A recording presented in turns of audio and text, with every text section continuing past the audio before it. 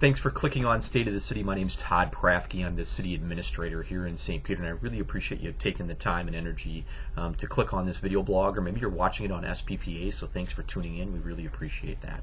My goals today are threefold. Besides the short weather report, which I usually give, which is today's November 18th, and it's really chilly out today.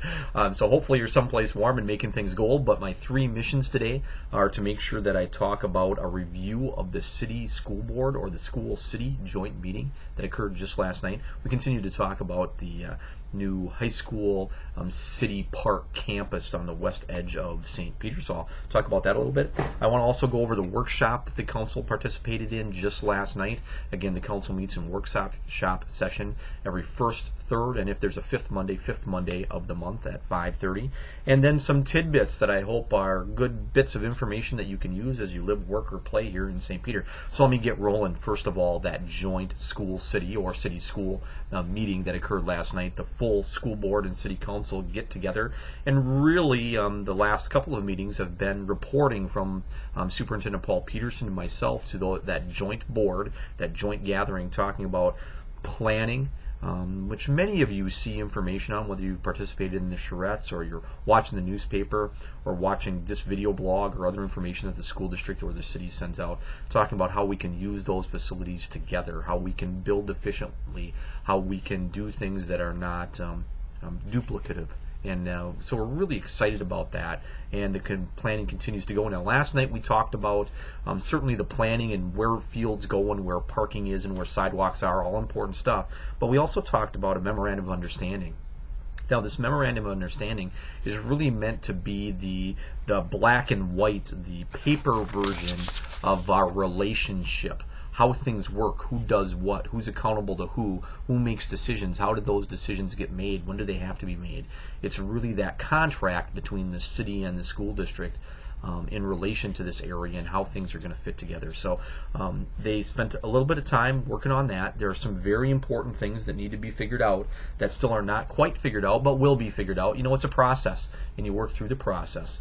And so we're excited about that, and the board and council gave some great input and listed off some concerns that they have that they want to make sure are addressed as a part of this document. So we'll make sure to get those things addressed as we move forward into the next draft and the next generation of that agreement as we move forward. I think the goal is to have agreement in principle here in the first part of December, and then a final agreement already put in place in January, February kind of timeline, with all the attorneys chiming in and all the T's dotted and the I's crossed, as we said last night.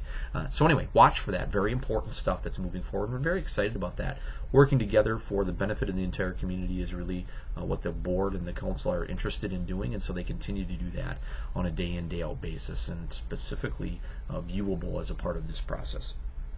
Now let me jump to the City Council workshop. Here's the City Council workshop, and I'll flash this up by the camera so that you can see, and you can see my notes on there. Here we go. So here are some of the things that they talked about last night. Wild animal feeding, committee work assignments, APPA legislative rally, and city administrator evaluation. I'm going to talk specifically about a couple of those. First of all, that wild animal feeding. Although that's the title, we're really talking about deer within the community, and a concern that's been expressed now for a couple of years, specifically in the area between the river and Highway 169.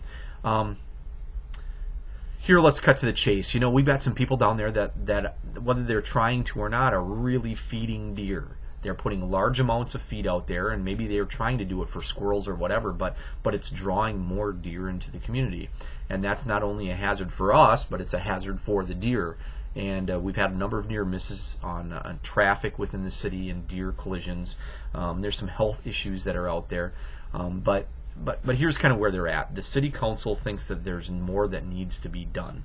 And so the first step approach is to develop an ordinance that requires a change in feeding, whether you're feeding squirrels or birds, or not necessarily intentionally feeding deer. There's got to be some rule changes that help discourage deer from coming into the community to get fed.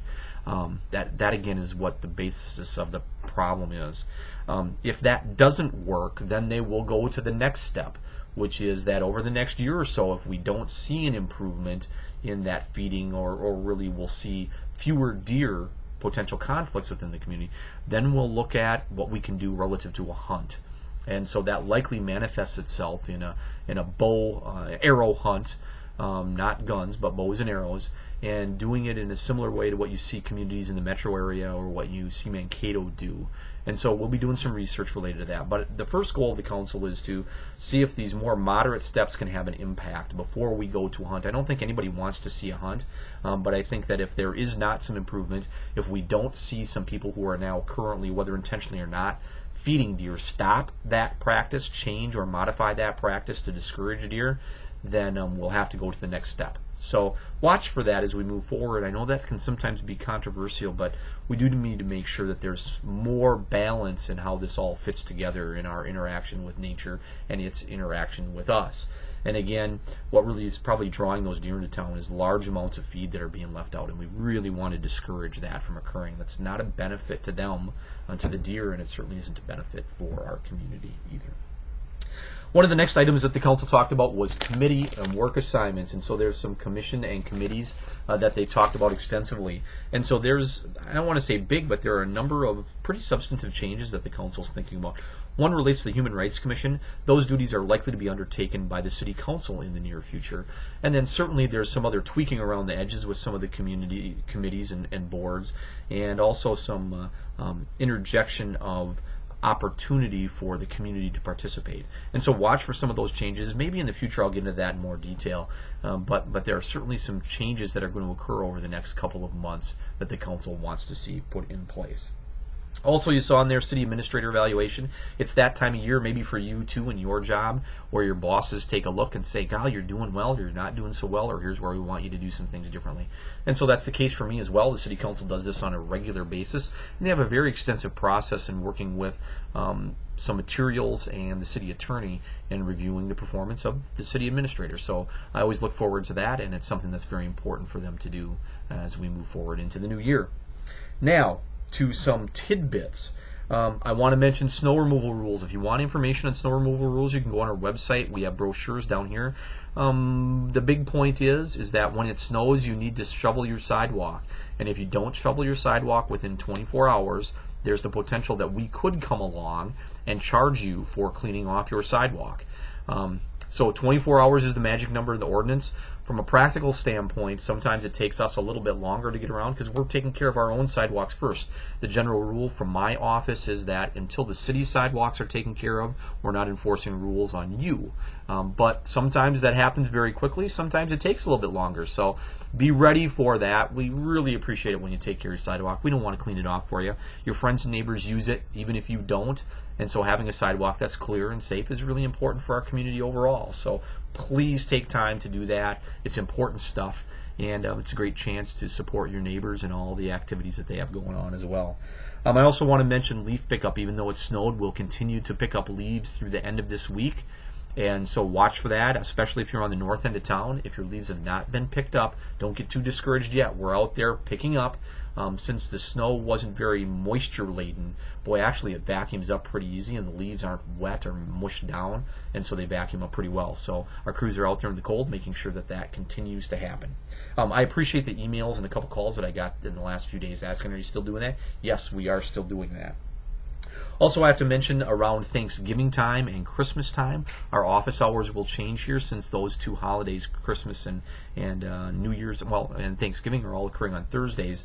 The Friday after that, our offices will be closed as well. So emergency offices will still be open, but offices like mine or the finance department or public works will be closed down on those days as well. So be ready for that. I also want to mention that if you have a big, tall power line running through your yard, that's owned by XL Energy. Although this map doesn't show it very well, you'll know it if you have it out there. They are planning to come between now and the end of the year and start removing that line and those poles. So be ready for that. Don't be surprised when that occurs. That's work that's going to be happening. That's done by XL. We don't own that line. That's done by XL Energy, and their plan is to do it between now and the end of the year, at least so their letter says. So watch for that. And if you have questions, let us know. We're happy to answer. But they'll have folks out there from XL Energy and some of their subcontractors that are removing those lines.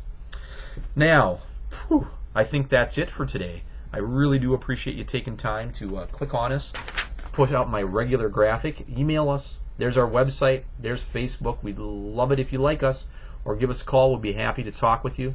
try and answer questions if we can, or check us out on our website or send us an email. We're always happy to visit.